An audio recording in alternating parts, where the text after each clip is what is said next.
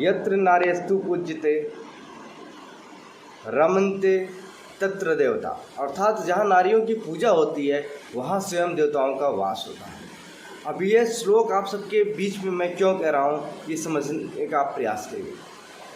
जब महाराष्ट्र की उद्धव सरकार कंगना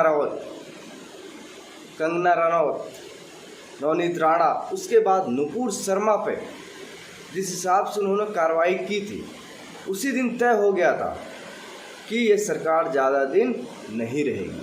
अब ये सरकार ज़्यादा दिन नहीं रहेगी, इसे कहने का मतलब क्या है आप समझिए। आपने देखा होगा कि कंगना रनौत एक अभिनेत्री हैं। अभिनेत्री के साथ हिंदू धर्म की बातों को, हिंदू धर्म के खिलाफ बोलने वाले लोगों को मुंह तोड़ जवाब देती है। साथियों, आपने देखा कि जब हनुमान चालीसा की बात हुई, महाराष्ट्र की उद्धव सरकार कैसे नवनीत राणा पे अटैक करने लगी। 14 दिन की न्यायिक हिरासत में डाल दी। बहुत कुछ उनके पति और उनके ऊपर हर एक तरीके से कायराना हमले होते रहे। उनको मातोश्री के सामने हनुमान चालीसा बोलने से रोका गया, पढ़ने के लिए रोका गया।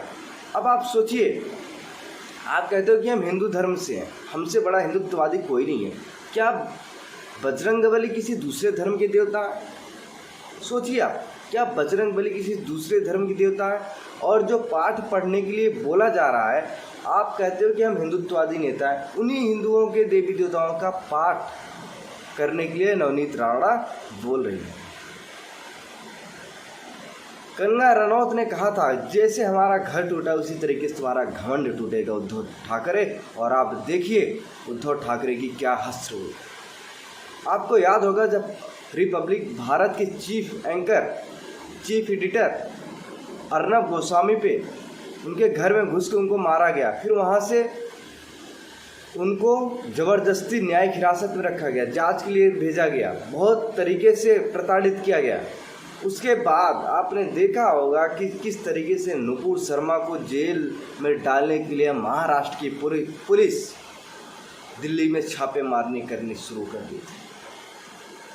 तो मेरे दिमाग में वही बात याद आ गई थी, जहाँ नारियों का सम्मान होता है, जहाँ पे नारियों की पूजा होती है, वहाँ पे स्वयं देवता वास करते हैं।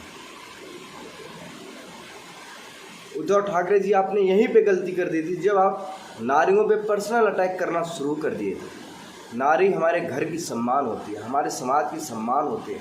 एक नारी एक घर को कैसे चलाती है, एक नारी से बढ़िया कोई नहीं जानता। लेकिन आपने उन्हीं नारियों पर हमले करना शुरू कर दिए जो अपने राष्ट्र धर्म पर चलना शुरू किए। आप नारियों को बस घर में चूल्हा चौका करने के लिए समझते होंगे, लेकिन आपको याद होगा ना,